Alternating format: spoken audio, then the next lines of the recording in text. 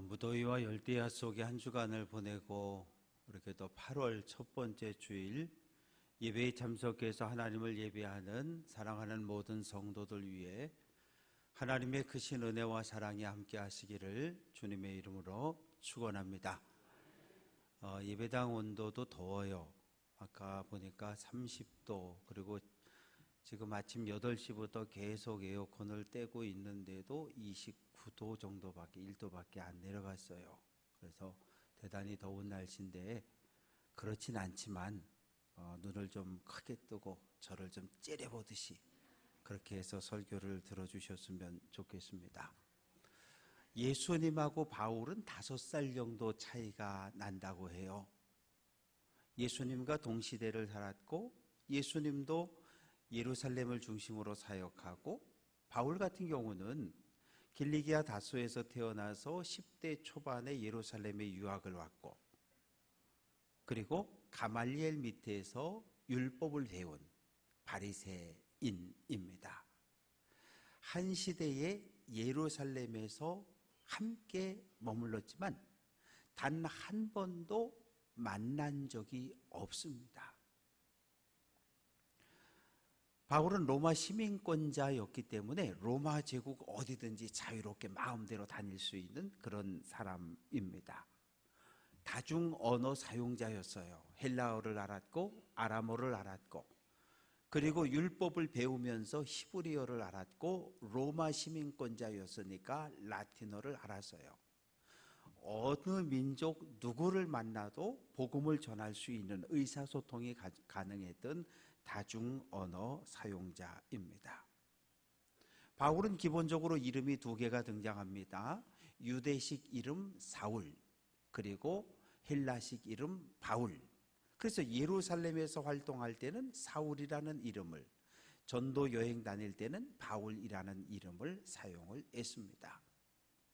사도행전 8장 3절을 보면 사울이 교회를 잔멸할세, 잔멸한다는 것은 이 멧돼지가 옥수수 밭에 들어가서 옥수수를 다 따먹는 것, 이 멧돼지가 고구마 밭에 들어와서 고구마를 다 파버리는 이거를 잔멸한다 그래요. 그러니까 먹을 게 아무것도 없는 거, 쑥대밭을 만들어 놨다는 이야기예요. 아니, 바울하고 예수님은 만난 적도 없는데 도대체 무슨 심정이 있다고 그렇게 교회와 성도를 탄압하는 일에 앞장섰을까요? 바울은 유대교에 대한 뜨거운 열심을 가지고 있었어요. 그런데 자기가 생각할 때 예수 믿는 사람들이, 교회 다니는 성도들이 거짓말한다고 생각한 거예요. 왜? 대제사장과 바리새인, 사두개인들은 예수를 하나님을 모독했다, 신성 모독죄로 정죄했고, 그리고 제자들과 무리들을 모아서 로마의 반란을 일으킨다고 누명을 씌워서 십자가에 죽였거든요. 십자가에 죽이면 끝날 줄 알았어요.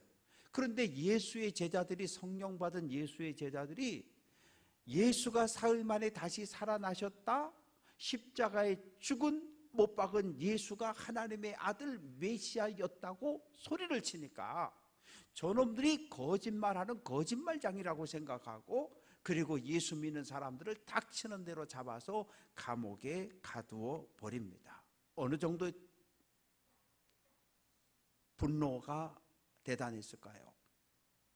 예루살렘에서 다메섹, 아람의 수도 다메섹은 이 거리로 120km, 국경을 넘어가야 돼요. 거기에 예수 믿는 사람들이 도망쳐서 거기에서 예배한다 소문을 듣고 예수 믿는 성도를 잡으러 달려갑니다. 그러다 그만 부활하신 예수님을 딱 만났어요. 부활하신 예수님을 만나고 나서 내가 지금까지 유대교에게 속았다, 정신이 퍽떡 들어요. 내가 지금까지 하나님의 교회를 짓밟은 것, 성도를 잡아 감옥에 가두면 천국에 가서 하나님께 상급을 받는다고 생각했는데 내가 도리어 하나님을 대적하는 자리에 섰다는 것을 깨닫게 됩니다.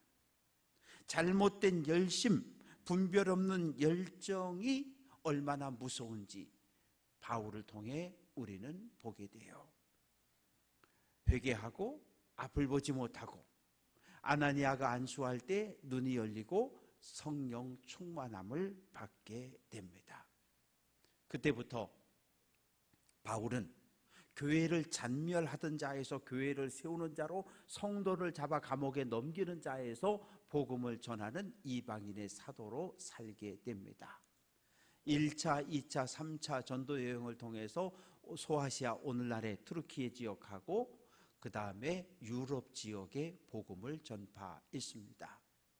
3차 전도 여행을 마무리할 때쯤 이 고린도라고 하는 도시에 머물고 있었는데 로마 교회에 대한 소식을 계속 듣게 됩니다. 바울은 로마에 가본 적도 없고 로마에 아는 성도들도 없어요. 그런데 로마 교회 안에 갈등이 생겼다는 거예요. 이방인하고 유대인이 막 싸운다는 거예요. 네가 옳다, 내가 옳다, 네가 틀렸다, 네가 틀렸다, 그리고 막 다툰다는 거예요. 사랑의 공동체가 완전히 깨졌다는 거예요. 그 소식을 듣고 편지를 쓴 것이 로마서입니다. 바울이 복음을 전하면 그곳에 교회가 세워집니다. 교회가 세워지면 유대인 중심의 교회가 세워졌어요. 그리고 이방인들은 언제나 적었어요. 그런데 로마 교회는 상황이 완전히 달라요. 왜 그랬을까요? 우리가 일제 35년 강점기에 1940년 11월부터 42년 10월까지 2년 동안, 3년 동안 조선에 들어와 있던 모든 선교사들을 일본 총독부가 강제 추방해 버립니다. 그러니까 이 조선 땅 안에 선교사는 단 한 명도 남지 않았어요. 그런데 그때 어떤 일이 벌어졌습니까? 조선의 모든 교회들이 그동안 선교사를 의지해서 신앙생활을 했었는데 교회들이 스스로 주권을 가지고 독립교회를 세워가기 시작한 거예요. 로마에도 그런 일이 있었어요. 주 49년에 글라우디오 황제가 나사렛 칙령을 발표했는데 로마 시내 안에 있는 모든 유대인을 추방한다는 명령입니다. 교회들이 세워져 있었는데 유대인 중심이었었는데 유대인이 다 쫓겨났어요. 누구만 남았습니까? 이방인만 남은 거예요. 그래서 이방인만의 교회로 로마의 교회들이 성장해 갑니다. 그런데 5년 있다가 네로가 황제가 된 이후에 유대인들이 로마로 들어오는 것을 허락해줘요. 그래서 교회에 왔어요. 5년 만에 왔어요. 와보니까 이방인들만 꽉 차 있죠. 유대인은 몇 없죠? 그러니까 이방인들이 뭐라고 이야기하냐면, 야 김집사, 하나님이 유대인은 버렸어. 하나님이 유대인을 버리고 우리 이방인들을 선택하고 구원하셨어. 지금부터 우리 말 들어. 유대인들은 아무 말도 못하는 거예요. 그런 이야기를 전해 듣고 바울이 편지를 썼어요. 왜 유대인이 하나님께 버림받았는지 감람나무 비유를 통해서 설명을 합니다. 감람나무 그러면 우리 머릿속에 안 들어와요. 원래는 올리브 나무입니다. 뽀빠이가 이렇게 올리브 먹고 나면 시금치 먹고 힘을 쓰는 것처럼 이게 올리브 나무인데 지중해 그쪽에 다 올리브 나무거든요. 이 한자 성경으로 번역할 때 중국에는 올리브 열매와 가장 비슷한 나무가 감람나무였어요. 그래서 감람나무로 번역을 해버렸어요. 그런데 정확한 번역은 올리브 나무입니다. 바울은 편지를 쓰면서 1절, 내가 그리스도 안에서 참말을 하고 거짓말을 아니한다. 참말이라고 하는 것은 신뢰할 수 있는 말, 진리를 말합니다. 내가 지금 예수 안에서 예수님 앞에서 너희에게 편지를 쓰고 있어. 나는 거짓말하지 않아. 내가 하는 말은 모두 진리고 진실된 말이라고 이야기합니다. 편지를 쓰는 바울의 마음은 어떠할까요? 내 양심이 성령 안에서 나와 더불어 증언한다.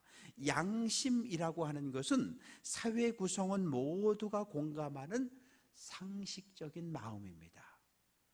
도덕법이죠. 우리가 마음에 저 정말 미워, 죽이고 싶어. 그럴 때 야, 사람을 죽이는 건 안 되지. 그건 죄야. 브레이크를 콱 밟는 것이 양심인 거예요.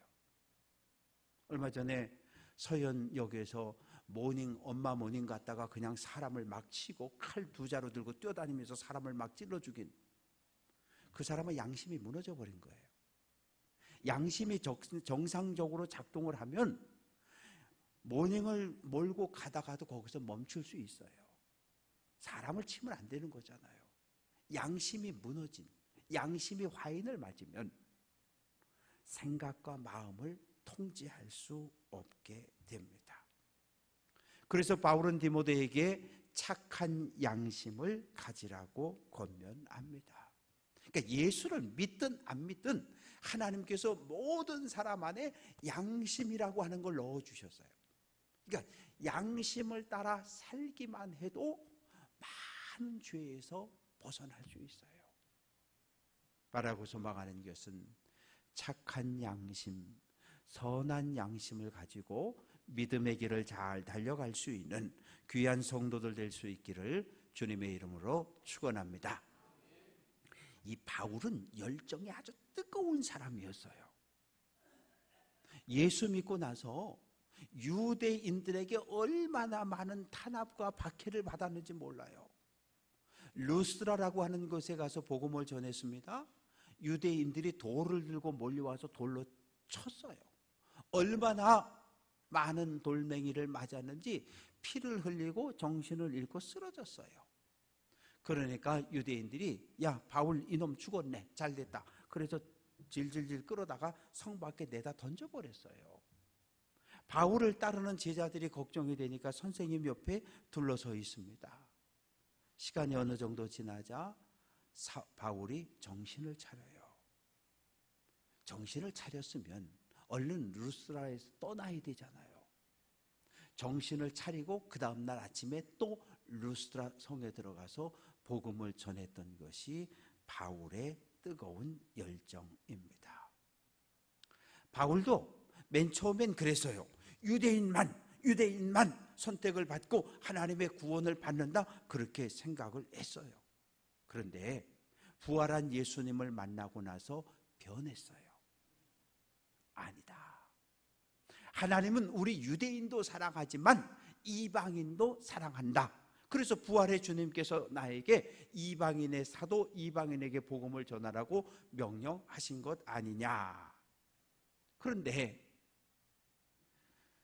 동족 유대인을 바라보니까 눈물이 났어요.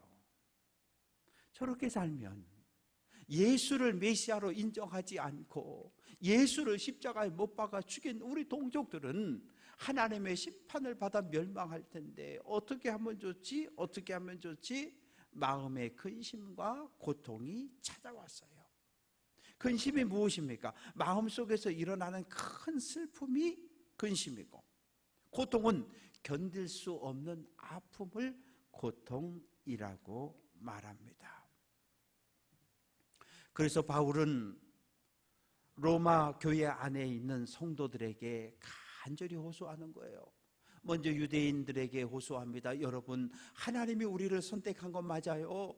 그런데 하나님이 우리만 선택한 게 아니라 교회 밖에 있는 모든 이방인들도 하나님은 구원하시기를 원합니다. 내가 그것을 깨달았습니다. 여러분도 나와 동일한 마음을 가지고 이방인을 형제로 대해달라고 그렇게 부탁을 하고, 다수를 차지하고 있는 이방인들에게 이야기를 합니다. 여러분, 하나님이 유대인을 치신 것, 심판한 것 맞아요. 그러나 하나님은 여러분보다 먼저 유대인을 하나님의 백성으로 선택해 주신 것도 맞으니까 교회 안에 유대인의 숫자가 적다고 무시하지 말고 업신여기지 말고 사랑하고 존중해 주라고 부탁을 합니다. 감람나무 비유로 이야기를 합니다. 먼저 하나님의 선택을 받았어요. 하나님의 거룩한 백성이 되었습니다. 그런데 거룩함을 잃어버렸어요. 율법을 받았어요. 율법을 받은 거 맞아요. 그런데 말씀에 불순종했어요. 거룩함을 잃어버리고 말씀에 불순종한 결과는 무엇입니까? 북이스라엘은 아수르에 망하고 남유다는 바벨론에 멸망당하고 포로로 끌려가고 말았어요. 그래서 이방인들에게 이야기합니다. 유대인을 보라, 그들의 역사를 보라. 하나님에게 불순종했다가 매를 맞았다, 포로로 끌려갔다. 참 감람나무인데 가지가 잘려나갔다는 거예요. 뭐한 사람들, 율법을 지키지 않고 하나님의 거룩함을 잃어버린 사람들. 그러나 유대인들이 감람나무가 뿌리채 뽑힌 건 아니라는 거예요. 하나님은 여전히 유대인들을 사랑하고 계시고 율법에 순종하고 말씀에 순종하는 사람들을 여전히 사랑하고 있다고 이야기를 합니다. 그러면서 이방인들에게 말합니다. 너희는 돌감람나무야. 사람들의 관심을 받지 못하고 들에 그냥 저절로 서서 자라는 돌감람나무 같은 존재인데, 로마서 11장 17절, 돌감람나무인 내가 그들 중에 접붙임이 되어 참 감람나무 뿌리의 진액을 함께 받는 자가 되었다. 참 감람나무인 유대인 가운데 일부가 잘려져 나갔고, 잘려져 나간 이 가지 자리에 누가 돌감람나무인 이방인들이 접붙임을 받았다는 거예요. 그래서 참 감람나무의 뿌리로부터 올라오는 영양분을 함께 누리고 살아간다는 거예요. 그러니 숫자가 적다고 무시하지 말라는 거예요. 만약에 참 감람나무인 유대인을 심판한 하나님이 돌감람나무인 너희가 말씀에 불순종하면 너희를 그냥 두겠느냐? 너희들도 하나님이 심판한다고 말합니다. 예루살렘 교회하고 이 바울하고는 관계가 별로 안 좋아요. 왜 그럴까요? 첫째는 전과가 있어요. 바울은 교회를 잔멸하는 일에 앞장섰던 사람, 성도를 잡아 감옥에 가두었던 사람. 그런데 어느 날 나 부활하신 예수님 만났어요, 나 성령 받았어요, 그리고 예루살렘 교회에 왔어요. 성도들이 어떻게 쳐다봐요? 저놈 저거 스파일 거라고. 우리가 몇 시에 어디에서 모여서 예배하는지, 누가 오는지를 하나하나 살피고 있다가 어느 날 성전에 가서 고발해가지고 우리를 왕창 잡아가려고 저놈 밀정 스파이 짓 한다고. 그렇게 생각해서 마음의 문을 열어주지 않았습니다. 두 번째는 예루살렘 교회의 가르침과 바울의 가르침이 서로 달랐어요. 예루살렘 교회는 뭐라고 가르쳤냐 하면, 구원을 얻으려면 첫째 할례를 받아야 한다. 두 번째 정결한 음식만 먹어야 한다. 돼지고기처럼 부정한 음식은 먹으면 안 된다. 세 번째는 절기를 지켜 성전에 올라가서 예배해야 한다. 그리고 네 번째 예수를 믿어야 한다. 그래야 완전한 구원을 얻는다고 가르쳤어요. 그런데 바울은 뭐라고 가르칩니까? 첫째, 둘째, 셋째 다 빼고 예수님만 믿으면 구원을 얻는다고 설교한 거예요. 그러니까 이방인들은 예루살렘 교회 가르침이 좋아요? 바울의 가르침이 좋아요? 바울의 가르침이 좋은 거예요. 왜? 할례 안 받아도 되고, 정결한 음식 안 골라 먹어도 되고, 굳이 절기 안 지켜도 되고, 그냥 예수만 믿으면 구원 얻는다고 설교하는 바울이 좋았던 거예요. 우리도 이방인이잖아요. 우리 유대인 아니잖아요. 우리 이방인이에요. 우리 보고 할례 받으라 그러고, 그리고 돼지고기, 순대, 족발 먹지 말라 그러고, 그리고 예루살렘 성전, 성기순례 갔다 와야 된다 그러고, 그러면 우리도 예수 믿기 힘들어요.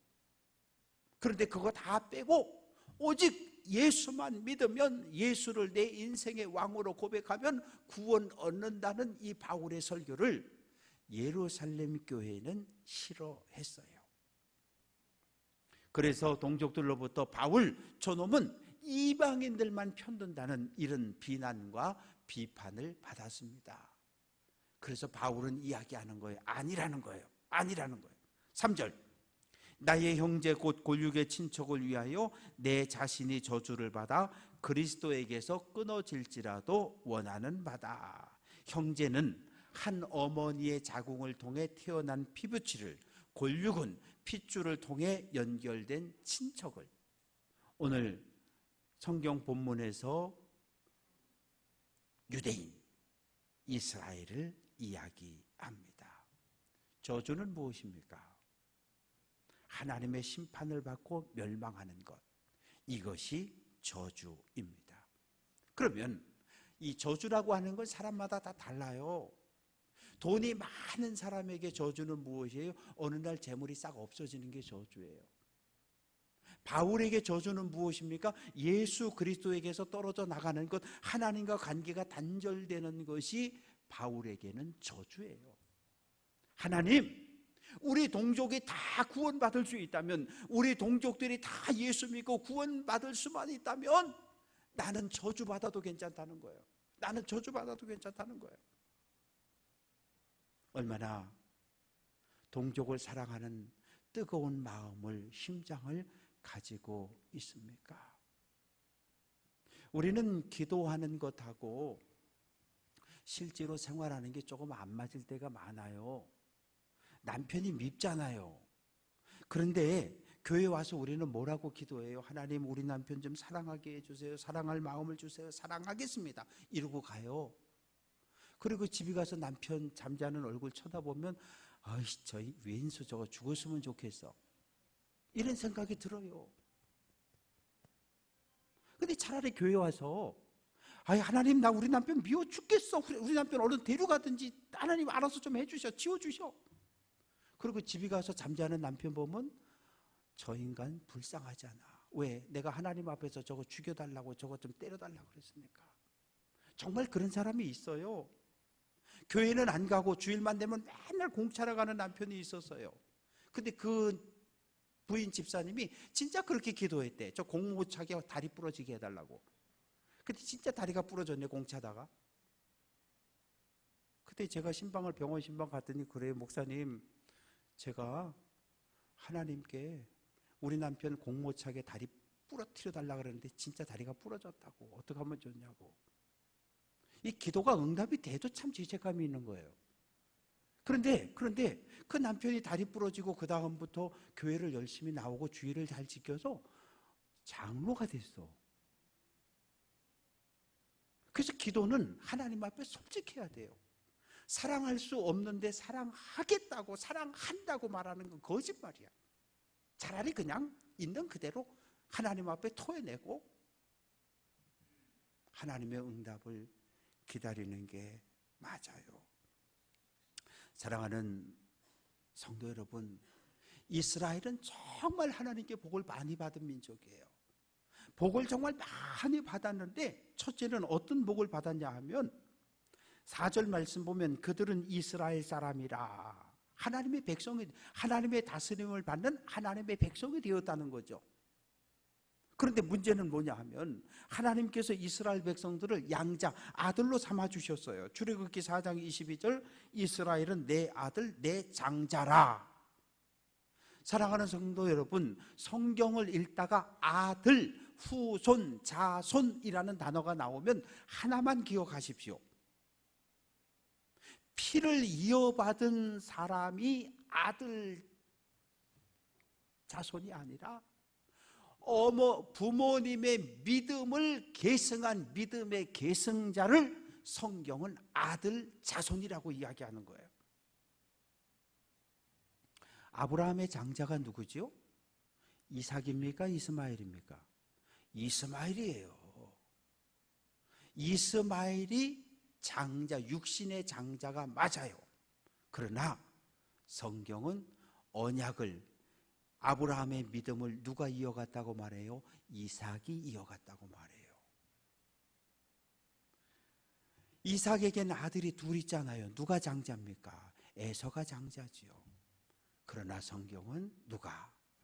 아버지 이삭의 할아버지 아브라함, 아버지 이삭의 믿음을 누가? 야곱이 계승했다고 이야기하는 거예요. 엘리 제사장에게는 아들이 둘이 있었어요. 홈리하고 비느하스지요. 그런데 사무엘상 3장 6절 말씀을 보면 사무엘을 향하여 엘리가 내 아들아 이렇게 부르고 있어요. 젖을 떼고 엘리 집안에 입양이 돼서 엘리의 아들로 컸어요. 양자로 컸어요. 엘리의 피를 물려받진 않았지만 엘리 대제사장의 믿음을 계승한 것은 사무엘입니다. 그래서 내 아들아 이렇게 부르고 있어요. 사랑하는 성도 여러분, 교회 안에 믿음의 아들, 믿음의 양자, 믿음의 딸들이 많이 생겨나기를 주님의 이름으로 축원합니다. 이스라엘 민족은 시내산에서 이 땅에 내려오신 하나님의 임재 영광을 경험했고요, 십계명을 들었고요, 율법을 받았고요, 하나님을 예비하는 공동체로 축복을 받았고, 그리고 수많은 행복과 축복의 말씀들을 받았어요. 그뿐입니까? 믿음의 조상들을 많이 받았습니다. 유대인들은 아브라함을 자기들의 믿음의 조상이라고 주장합니다. 그러나 정확하게 말하면 아브라함은 어디 사람이에요? 갈대아 우르 사람입니다. 갈대아 우르에서 태어났고 하란에서 생활하다가 가나안 땅에 들어온 사람이에요. 이스라엘 사람 아니에요. 그러면 아브라함은 갈대아 우르 출신인데 유대인들은 자기들의 조상이라고 주장하는 거예요. 피를 물려받아서? 아니요, 아브라함의 믿음을 계승했기 때문에. 그래서 바울은 이방인들을 향해서 너희도 아브라함의 믿음을 물려받으라는 거예요. 아브라함의 믿음을 계승하라는 거예요. 그러면 하나님의 거룩한 백성이 된다고 말합니다. 5절, 그리스도가 아브라함의 혈통으로 태어났다. 정말 그럴까요? 마태복음 1장 1절은 아브라함과 다윗의 자손 예수 그리스도의 계보 족보라고 이야기합니다. 예수님이 아브라함과 다윗의 피를 물려받았습니까? 아니잖아요. 왜? 성령으로 잉태됐으니까. 아버지가 없어요.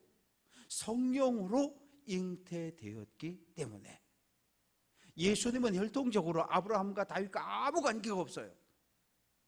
그러나 아브라함의 믿음을 계승한 사람이 예수님이고 다윗의 믿음을 계승한 사람이 예수님이기 때문에 우리의 메시아가 될 수 있었습니다. 사랑하는 성도 여러분, 예수님은 제자들을 만날 때마다 나를 따라라, 나를 따르라고 말씀하셨어요. 그래서 베드로, 야고보, 안드레, 요한 많은 사람들이 예수님을 따랐어요. 사도 바울은 복음을 전할 때마다 주 예수를 믿으라, 주 예수를 믿으라고 외칩니다. 믿음은 무엇입니까? 나의 삶 전체를 예수님께 맡겨드리는 것, 나의 삶, 내 인생 전체를 예수님께 맡겨드리는 것을 성경은 믿음이라고 이야기합니다. 오늘 우리의 문제는 무엇입니까? 사탄의 다스림을 받던 사탄의 백성에서 예수 그리스도의 십자가의 구속의 은혜를 통해 하나님의 나라로 옮겨진 구원받은 하나님의 백성은 맞아요. 신분은 변했어요. 여건이 변했어요. 그런데 문제는 신앙이, 믿음이, 인격이, 존재가 하나님의 거룩한 백성으로 변화되지 못했어요. 예수 믿기 이전에 사탄의 지배에 받던 그 악한 습관에서 벗어나지 못했어요. 오늘 이것이 우리의 문제입니다. 우리는 하나님이 보시기에 좋은 교회를 회복해야 하고 세워가야 합니다. 동족을 사랑했던, 유대인들을 사랑했던 바울의 뜨거운 마음을 가지고 형제를, 자매를, 가족을 사랑하는 귀한 성도들 될 수 있기를 주님의 이름으로 축원합니다.